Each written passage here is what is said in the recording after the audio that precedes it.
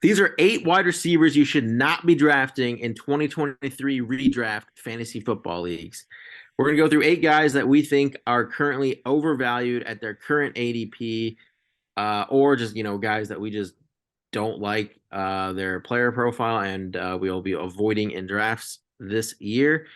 I will start us off with a guy that always seems to get hype going into the year. Used to be a great, phenomenal wide receiver, Odell Beckham Jr. His ADP is 119, but in casual leagues like your ESPN and just kind of with your friends, I think he's always going to go a bit sooner. So just let someone else take him. He averaged 38 yards per game in the last season he played. That was, with the Rams when he tore his ACL in the Super Bowl. He's going to be 31 years old this year. He has tore his ACL in 2 of the last 3 seasons he's played. The last time he's had more than 5 touchdowns was when he played for the Giants. He has a combined 800 yards and 8 touchdowns since 2019. Then there's young guys like Bateman. They just drafted Zay Flowers. You have Mark Andrews there. It's a very crowded offense. I know they're going to throw the ball more this year, but it just feels like he could. I don't know. I think they're just going to save him for like bigger moments and stuff, but I just don't think he's going to be a reliable fantasy pick from weeks 1 to the end of the year through the fantasy playoffs. He's not going to be reliable. Do not draft him. I mean, we're not going to get into best ball. He's probably a slightly better pick there because you could see those big spike weeks maybe when it matters in the playoffs. But redraft leagues, just avoid him. And that's all I'll say about Odell Beckham Jr. Yeah, like you said. Go ahead. People could stand on a soapbox all day screaming how much he dislikes OBJ. Yeah, he's definitely on name recognition alone going to go earlier in redraft leagues. Exactly. Yep. Don't do it. Number 2. All right, I got number 2 here. Big name player. Really came on the scene 2 years ago.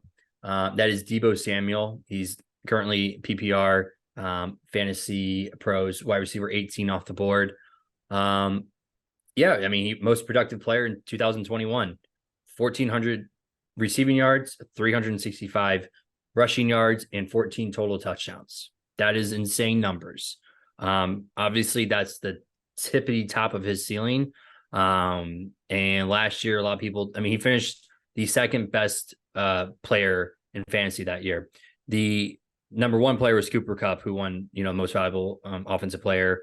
And he just had an even more absurd year. So last year, Deebo goes very high. I can't remember exactly where his ADP was, receiver. Flopped, huge flop. Obviously, he battled some injuries last year. Last year, he finished with 632 receiving yards, 232 rushing yards, and 5 total touchdowns. Major drop off. Obviously, one of those reasons why, he was hurt a little bit, missed in and out of games. They had Brandon Ayuk, they have George Kittle, and then they also traded for CMC halfway through the year. So production wise, he's, there's 3-4 mouths to feed over there.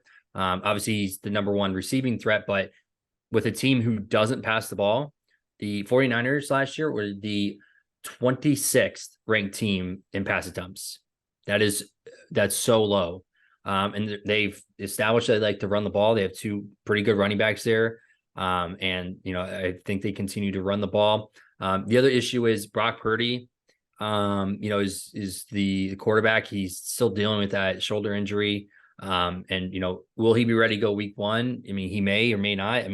Don't know if he will be, the same Brock Purdy that led them to undefeated end of the year. But if he can't go, I'm just saying waiting in the wings is Sam Darnold and Trey Lance. Yikes. Big yikes. Those quarterbacks, Sam Darnold proven cannot be a good quarterback, and Trey Lance is Trey Lance, who It's gonna be pretty. it's most likely gonna be Purdy, but I'm just saying. So and last thing here for Samuel, he had one game with over 100 yards receiving, 3 games with at least 60 or more. So no production there, very sporadic. Very disappointing year. I think with where he's going, there's much better talent around him. So let someone else, chase those, that high season in 2021, and you go elsewhere with the safer pick. Yeah, CMC took away so many of his screening and running and, those opportunities once they got him, for sure. Who's got number 3? I'll go. So number 3, we've got Juju Smith-Schuster. Currently wide receiver 50, ADP is around 117. And last year, in the best offense in the league, with the best quarterback in the league, he put up 900 yards and 3 touchdowns, basically as the second option all year. Now he obviously goes to New England, where he's probably going to be wide receiver 1 and assume that Jacoby Myers role. So he might have more opportunities this year than he did with the Chiefs, who like to spread it around. But New England has always been a run-first offense and kind of a middle-of-the-road passing game team since Corey's favorite quarterback, Thomas Edward Brady, left. So while his ADP is significantly lower than I think his potential ceiling, I just don't think that he reaches that ceiling that he did, 4 or 5 years ago. I don't think he gets enough opportunities on a middle-of-the-road offense to produce enough to be a guy worth drafting. You might be an occasional streamer here and there, but he's definitely not a set it and forget it type guy. And I think there's some better options here lower in the board. Yep. I mean, you think Mac Jones will do better? Nah, you're crazy, man. Yeah. He couldn't get it done with Patrick Mahomes. Like, I've just officially written him off forever. Like, he's not even a thought anymore. It's like, Juju, you're done. Like, you couldn't do it. Yeah. So I'll take the 4th guy here that you should avoid. Kind of pains me to say this. He's taken me to a lot of fantasy championships in past years, but the ship has sailed. It's the twilight years of his career. Tyler Lockett. Pop, Lock, and Drop It was my team name for a long time. No more. Jackson Smith is back on the scene, assuming the slot role officially already. Pete Carroll came out, said he's going to be an integral part of that offense. Tyler Lockett gets bumped outside at 30 years of age. We already saw him regress a little bit last year. He had less yards, less targets, everything with Geno Smith. He's just not the alpha receiver there anymore with DK Metcalf, obviously. And I think there's a pretty strong potential that he actually falls to wide receiver 3 on that team. And if we're looking at the Seahawks overall, Kenneth Walker is an amazing running back. They love to run the ball, play that ground and pound game, and chuck it deep to DK. And I think Lockett's going to lose a lot of volume out of the slot. Barely broke 1,000 yards last year, so I'm just not expecting a lot from him this year. Not a good value in his ADP. If you want to know who to draft instead, go and check out our other video for 8 wide receivers you should draft. Guys in the same range, you'll be better off with them. Yeah, JSN's going right around the same spot as him too. So exactly, definitely. I think he's 11 picks after him. Yeah, if he got traded after him, sorry. Yeah, I mean, if he got traded, then I'd be more interested, but not on that team. Yeah, 30 years. He's just at that regression age. It's too bad. All right. Number 5, we got DJ Moore. He's been a guy that I've loved to draft in some of these past seasons, but I just don't see the upside anymore. The Bears threw the ball 370 times last season. The Panthers threw the ball 452 times. Let's say that the Bears get up to 400. They, increase their pass attempts by about 10% this year. Even with a 30% target share, DJ Moore would have 120 targets, which is exactly what he got in 2022 and 2020 with the Panthers. And in those seasons, he had 1,000 yards for 4 touchdowns and 850 yards for 7. And, an argument I hear a lot is well, whose Fields going to throw the ball to? He's the only guy. The Panthers had Terrence Marshall and Shi Smith as their next leading wide receivers.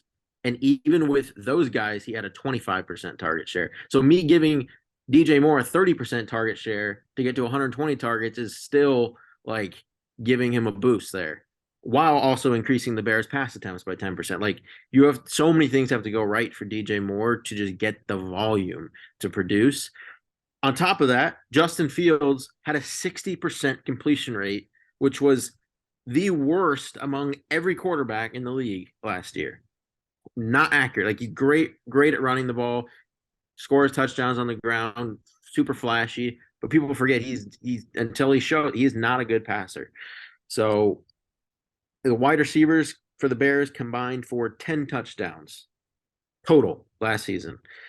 He's being drafted, at the fourth, fifth round at wide receiver 23, which is like where he's finished the last 3 years for the Panthers. And I just don't like.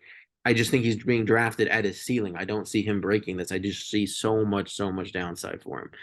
And yeah, he's not a safe pick in my opinion at all, and it should not be drafting DJ Moore. You want to hear a crazy stat to go along with like your pass volume argument? Out of the history of the NFL, so since its inception, every single team, the largest year-over-year increase in pass percentage is 17. If you applied that to the Bears, they would still be in the bottom 25% of the league. Yeah, they're not going to. That's not pass their percentage. style. Exactly. So, like, I gave him a 10% boost, and I gave DJ Moore a 5% boost in target share, and he's still at like 120 targets, which is where he's been at with the like. It's just there's no upside there. It would take so many different things to go right for the Bears for DJ Moore to pay off in fantasy. Not worth it. Roshan Johnson season. Bear down. All right. I got number 2 here, or number 2, number 6 here. Mike Evans, alpha receiver down in Tampa Bay. He's currently being drafted as the wide receiver 32.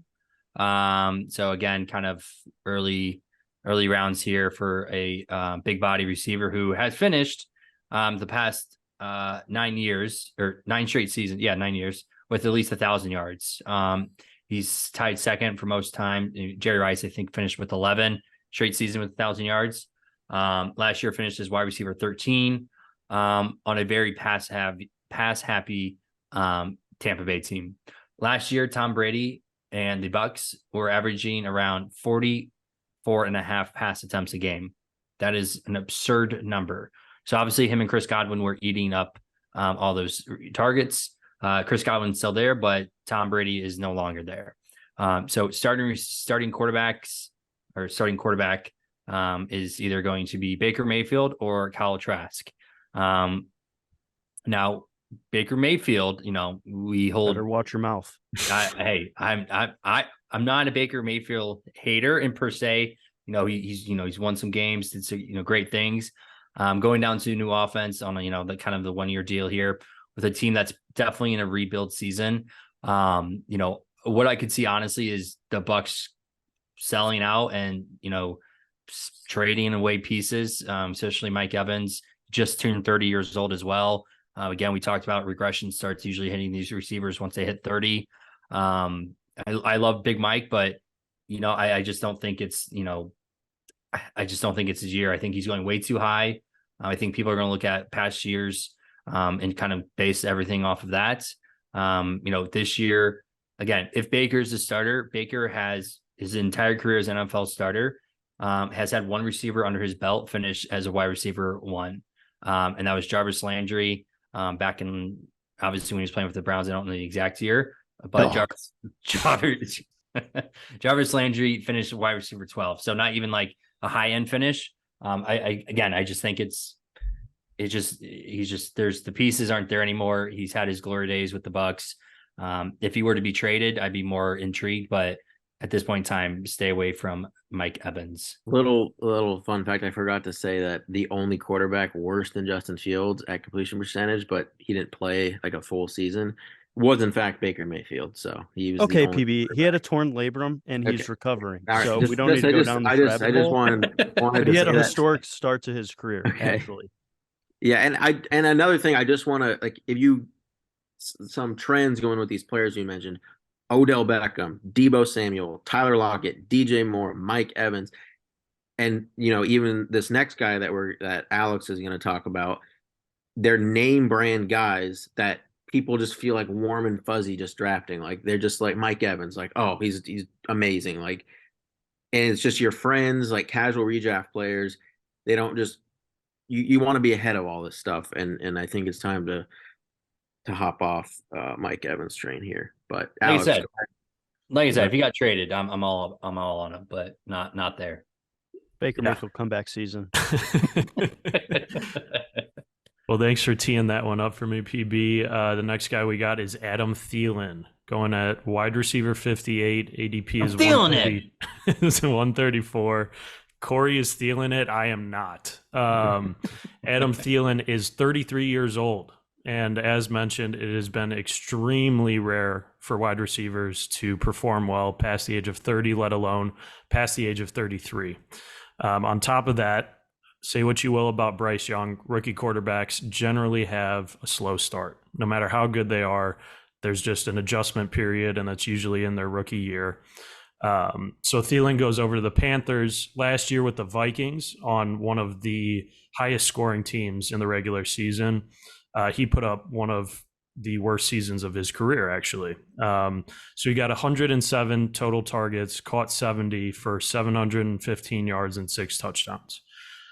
That to me screams TD regression on a team that is putting out a rookie quarterback, is significantly less high powered than the Vikings are.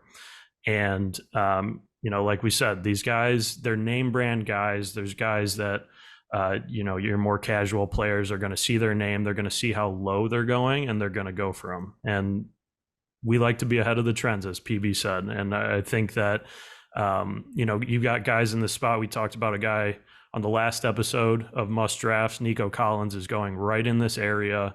I think he's got a ton more upside here than Thielen does in a new Panthers offense. I'm feeling it.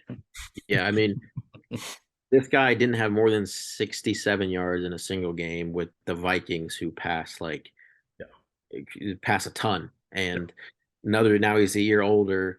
I mean, if you need 2 points and Adam Thielen is there, you could probably rely on him for those 2 points. A couple receptions for 2 yards, you're there. But that's about all you can rely on Adam Thielen. Why did he go to Carolina? Why? I mean, Good weather. He's on. Paid him. They paid him a lot of money. So stupid. But all right, Nick, I believe you're the last one here. So yeah, we're going to finish with the absolute worst one. I don't understand why this guy is like even being considered fantasy relevant. His name is Jihad Dotson. Everyone thought he was like a crafty rookie, like under the radar, dark horse kind of guy. I'm not impressed by his 500 yards and 60 targets. And now he's debatably in a worse quarterback situation. You could argue Curtis Samuel's the wide receiver too there. You got Terry McLaurin in front of him. So like a guy that's a wide receiver 3 with one of the worst quarterbacks in the league, and he's being drafted like consistently. It just makes no sense to me. And like, I don't get it. So yeah. And Curtis Samuel is going at the very, very, you could get him in the last round of your draft. He'll go undrafted in redraft leagues. Yeah. So Nick, he's on this list. I will say I like Dotson, like as a receiver. I just think, he's talented, but I just 7 touchdowns off of 60 targets. Like that's going to be very hard to replicate. Yeah. New quarterback. You don't even know exactly Curtis Samuel could be the number 2 guy with him. Never know. Just like if you're going to go for wide receiver 3 on a team, like go somewhere else. Go to play a flyer on the Chiefs or like someone is going to pass a lot. There's just no reason to be sitting on a bad Washington team who could also be in the running for Caleb Williams. Like we might see a lot of teams try some crazy stuff this year, like just to tank a little bit. Hang on. The one thing. Yeah, I mean, the one thing though is, Eric Bieniemy is their coach now, so I don't know how he'll perform as a head coach. He's the offensive guy, so he's never called a play in his life. That was always Andy Reid. No, Here, I'll leave it with I think the most important thing with this is like he's being drafted in a range also where just one, you should probably have most of your receivers drafted already. Two, the running backs in this range are great value. So you're not only just taking like a Opportunity bad, cost. not a bad receiver, but a bad like fantasy wide receiver for, you know, yeah, bad fantasy wide receiver, but you're just the opportunity cost of getting a great running back value in that same range of the draft is just not worth it. So this is where you should be taking a lot of running backs in this range of the draft. But yeah, that'll do it, I believe, for this episode. Thank you for watching. We'll be back for our tight end series next week. Please hit that subscribe button, helps out the channel a lot, and we will see you next week.